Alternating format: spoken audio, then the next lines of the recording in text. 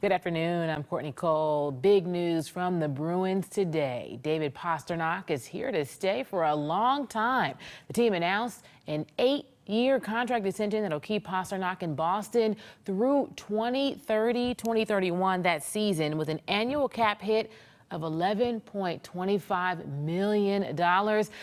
That's enough to make anyone stick around for a while, right? WBZ's Mike Hurley joins us. Mike, what is your take on this?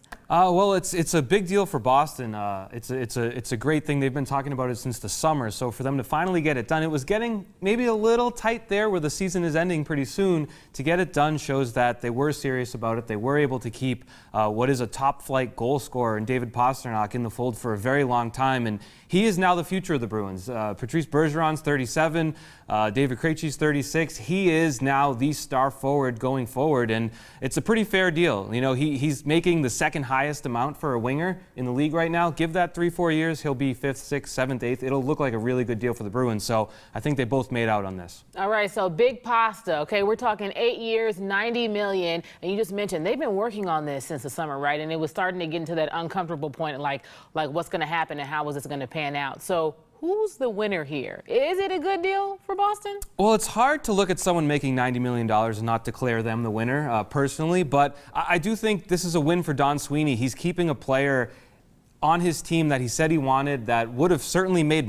I think, more if he made it till the summer and made it to the open market. So you have to give a check mark to Don Sweeney, but David Pastrnak didn't do all that poorly for himself. Yeah, I would agree with that. Also, we just mentioned General Manager Don Sweeney. He traded away a first-round pick to pick up Tyler Bertuzzi from Detroit earlier today. Is this just another case of the Bruins being all in on this season? Yeah, they made a big deal last week with Washington trading a first-round pick and some other picks to them. And in a normal year, you might figure that'll be it, but they woke up this morning and sent another first-round pick away, got a guy that's going to help them on their bottom six because Taylor Hall and Nick Foligno's out, and this is a pure rental player. He's an unrestricted free agent this summer, and they're giving a first-round pick with the intention is clear that they're out there to win the Stanley Cup this year. This isn't an individual player who's going to lift them over that point, but they're doing everything they can to make this team better, and this is just the latest example. And this just makes it exciting for the fans. I'm just saying, the fans are definitely winners in this.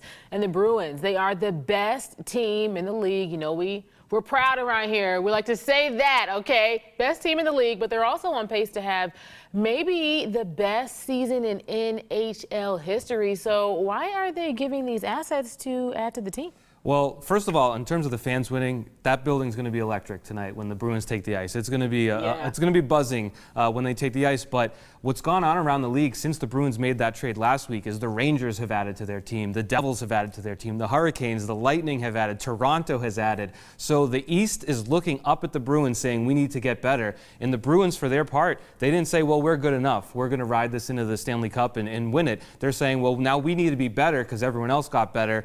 So they're all in. And I think ultimately it comes down to Don Sweeney saying, my tenure here as GM will be determined and graded and judged whether or not we win the Stanley Cup. We are close. This is as close as we'll come, so he's pushing it all forward. And no first or second round picks the next couple of years, no third round pick in 2024. It won't matter if they do win. And now the pieces are in place. It's now up to the players to finish it off. All right, all eyes on the Bruins. WBZ's Mike Hurley, thank you so much. Of course.